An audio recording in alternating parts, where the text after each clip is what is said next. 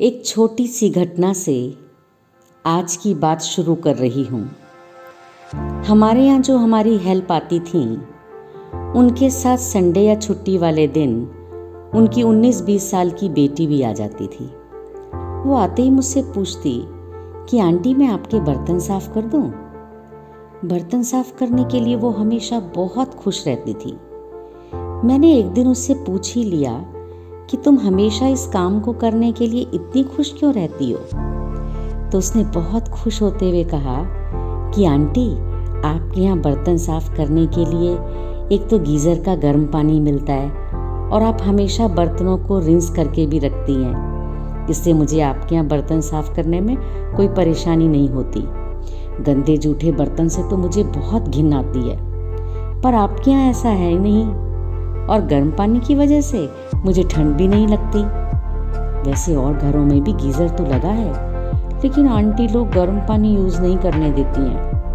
कहती हैं ये गीज़र हमने अपने लिए लगाया है, तुम्हारे लिए नहीं। और फिर आंटी से बिजली का भी तो बहुत खर्चा होता है ना। पता नहीं बात कुछ जची नहीं, पर मैंने उस समय चुप रहना ही ठीक समझा। बाद में मैंने अपने हस्बैंड से इस बारे में डिस्कस किया कि ऐसा क्यों होता है। अगर गीज़र लगा है तो बर्तन साफ करवाने में भला हर्ज क्या है, लोग ऐसा क्यों करते हैं? तो हस्बैंड कहने लगे कि तुम बेकार में छोटी छोटी बात पर परेशान मत हो जाया करो। ठीक है, अब जैसा जिसको ठीक लगता है, हमें क्या परेशानी है। लेकिन मैंने उन्हें कहा कि अगर गर्म पानी से बर्तन साफ होंगे तो चिकनाई और गंदगी भी तो निकल जाती है और ये तो हाइजीनिक भी है। अगर बर्तन अच्छे से साफ होंगे तो घर में बीमारी की संभावना भी कम हो जाएगी।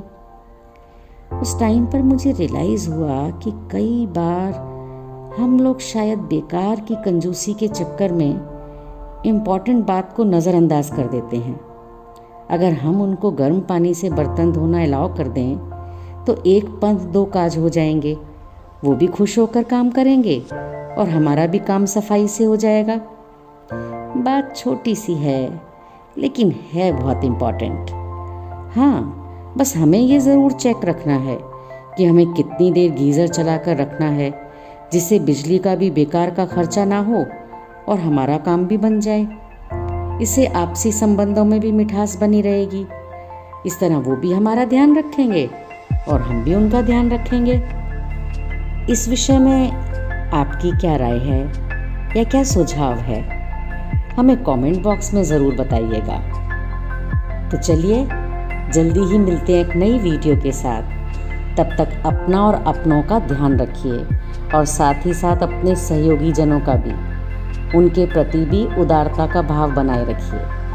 Take care, keep smiling.